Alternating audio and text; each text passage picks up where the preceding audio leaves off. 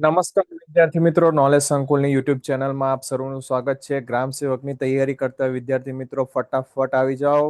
YouTube ચેનલની અંદર આપણે જે પીવાયક્યુ સિરીઝ સ્ટાર્ટ કરેલી છે એની અંદર આપણે આજે પાર્ટ 4 લઈને આવી ગયા છીએ.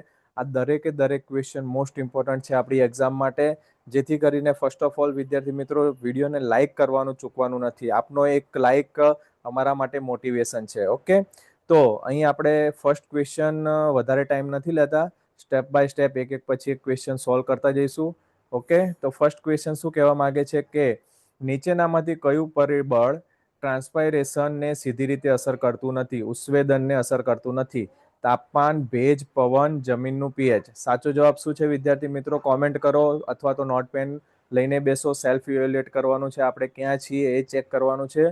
તો અહીં ડી જે છે જમીનનું પીએચ, તે આપણને ટ્રાન્સપાયરેશનની અંદર સીધી રીતે અસર કરતું નથી.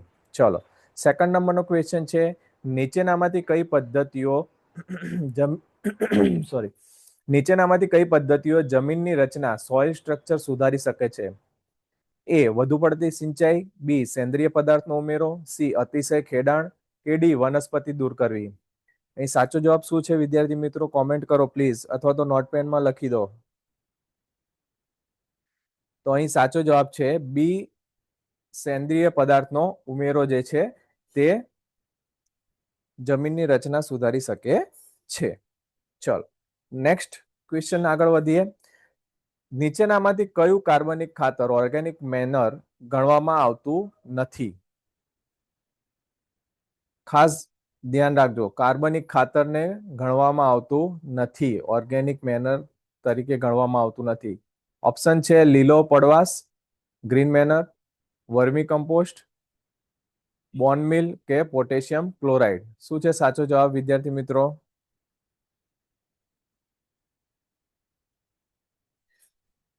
અહીં ડી પોટેશિયમ ક્લોરાઇડ છે, એને આપણે ઓર્ગેનિક ખાતર ગણવામાં આવતું નથી, જેને આપણે કાર્બનિક ખાતર કહીએ છીએ તે ગણવામાં આવતું નથી. ચલો, નેક્સ્ટ ક્વેશ્ચન તરફ આગળ વધીએ.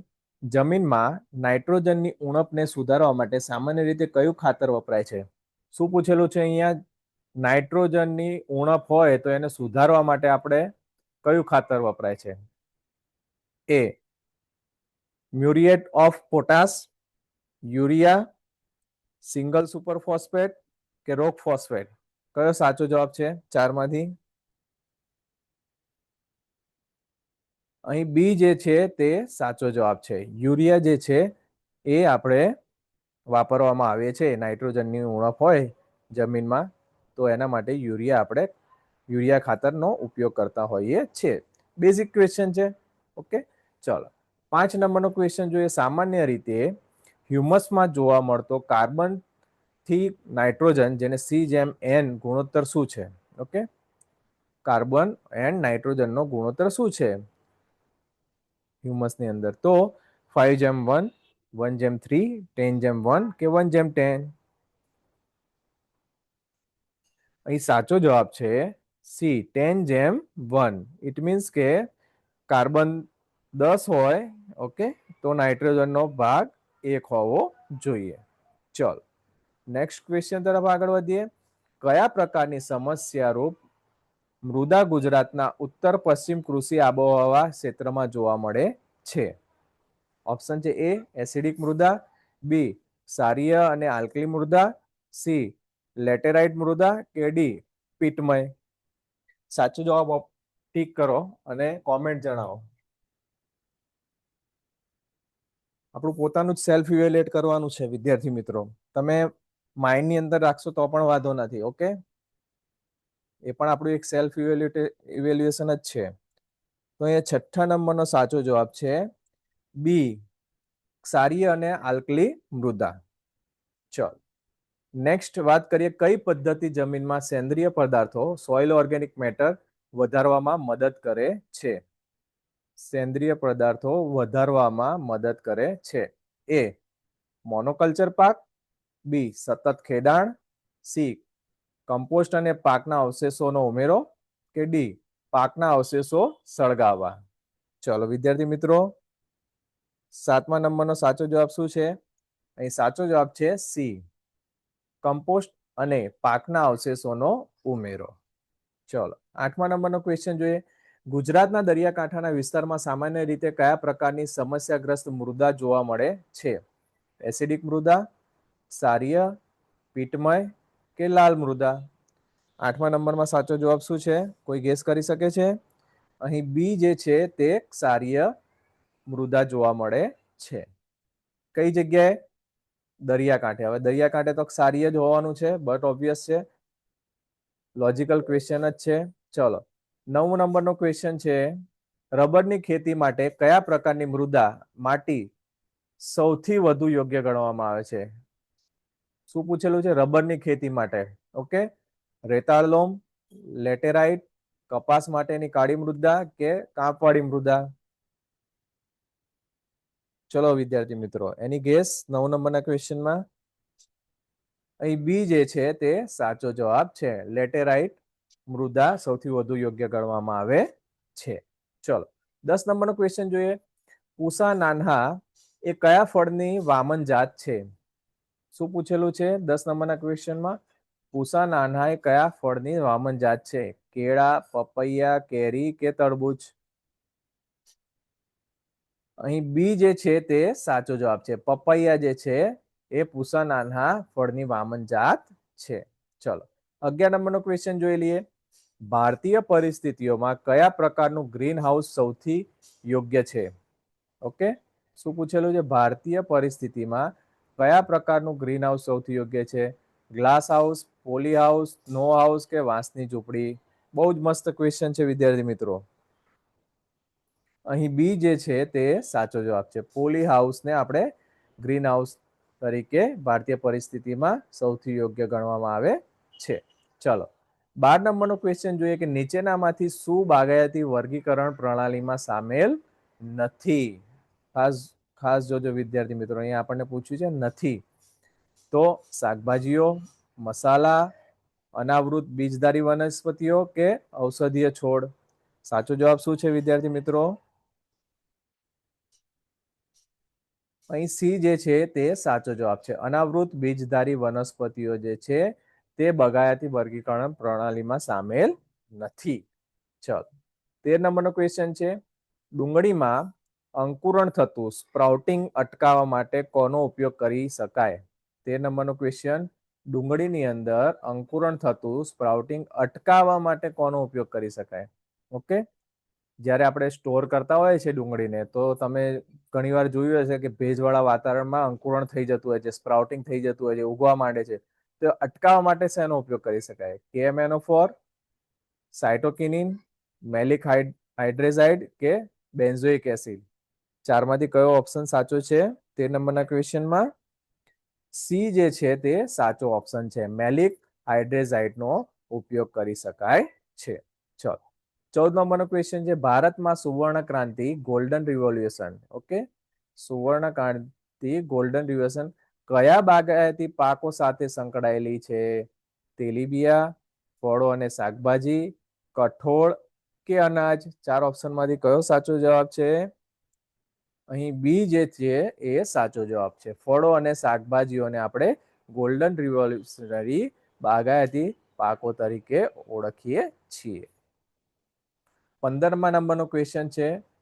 કીટ રોધક રિપેલન્ટ તરીકે કયા પ્રાકૃતિક છોડમાંથી મળતા સંયોજનનો ઉપયોગ થાય છે? સંયોજકનો ઉપયોગ થાય. એઝાડિરાક્ટિન, ગ્લાયફોસેટ, એટ્રાઝિન કે માનકોઝેબ? ચારમાંથી કયા ઓપ્શનમાં સાચો જવાબ છે આપણા માટે? અહીં એ જે છે તે સાચો જવાબ છે. એઝાડિરાક્ટિન, ઓકે, તે રિપેલન્ટ તરીકે પ્રાકૃતિક છોડમાંથી મળતા સંયોજકનો ઉપયોગ થાય છે. ચલો 16 નંબરનો ક્વેશ્ચન જોઈએ. આઈપીએમની એક મુખ્ય મર્યાદા શું છે? આઈપીએમની મુખ્ય મર્યાદા શું છે? મેન. તો ઓપ્શન છે તે રાસાયણિક જંતુનાશકોને પ્રોત્સાહન આપે છે, તેમાં ઓછા ટેકનિકલ જ્ઞાનની જરૂર પડે છે, તેના માટે નિયમિત જીવાત નિરીક્ષણ અને પ્રશિક્ષિત માનવબળની જરૂર પડે છે, તે કોઈ આયોજન વિના અમલમાં મૂકી શકાય છે. 16 નંબરના ક્વેશ્ચનમાં સાચો જવાબ છે સી. તેના માટે નિયમિત જીવાત નિરીક્ષણ અને પ્રશિક્ષિત માનવબળની જરૂર પડે છે. ચલો 17 નંબરનો ક્વેશ્ચન લઈએ. રીંગણનો પ્રરો, સૂટ અને ફળ કોરી ખાનાર જીવાતની કઈ અવસ્થા સૌથી વધુ નુકસાન કરે છે? અહીંયા અવસ્થા પૂછી છે. ઓકે, ઈંડું, ઈયળ, પોસેટો કે પુખ્ત વય? સાચો જવાબ શું છે? અહીં બી જે છે તે સાચો જવાબ છે. ઈયળ જે છે, જીવાતની જે ઈયળ અવસ્થા છે તે રીંગણના પ્રરો અને ફળને કોરી ખાનાર અને સૌથી વધુ નુકસાન કરતી જાત છે. ચલો 18 નંબરનો ક્વેશ્ચન જોઈએ. કયો પરિબળ જંતુઓની વસ્તીને ગીચતા આધારિત અસર કરે છે? Okay, density dependent. તો પૂર, તાપમાન, પરભક્ષણ, કુદરતી દુષ્કાળ? અહીં સાચો જવાબ છે સી, પરભક્ષણ સાચો જવાબ છે. ચલો 19મા નંબરનો ક્વેશ્ચન જોઈએ. પર્ણ ખોદતી માખીઓ લીફ મિનર ફ્લાઇઝ કયા કીટકોના ગોત્રમાંથી આવે છે? લેપિડોપ્ટેરા, પોલિયોપ્ટેરા, ડિપ્ટેરા, હેમિપ્ટેરા? સાચો જવાબ શું છે વિદ્યાર્થી મિત્રો? અહીં કોઈ ગેસ કરી શકે છે? કોમેન્ટ કરે. સી જે છે તે સાચો જવાબ છે, ડિપ્ટેરા છે. ચલો 20 નંબરનો ક્વેશ્ચન જોઈએ. આંબામાં ફ્રૂટ ફ્લાય મેનેજમેન્ટ માટે કોનો ઉપયોગ થાય છે? Just a minute. ઓકે, આંબામાં ફ્રૂટ ફ્લાય મેનેજમેન્ટ માટે કોનો ઉપયોગ થાય છે? Sticky traps, light traps, methyl eugenol traps કે વોટર ટ્રેપ્સ?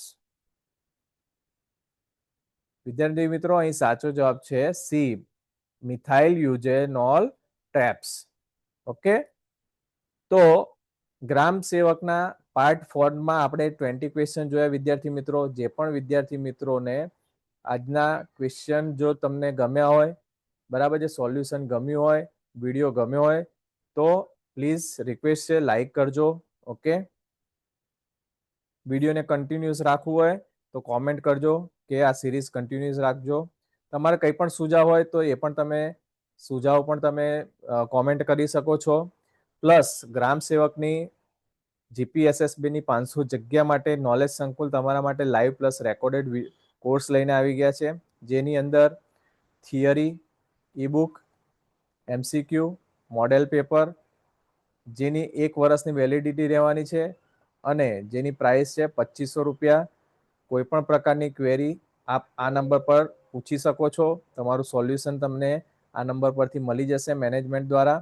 અને નોલેજ સંકુલની જો યુટ્યુબ ચેનલ અત્યારે સબસ્ક્રાઇબ ના કરી હોય તો પ્લીઝ સબસ્ક્રાઇબ કરજો.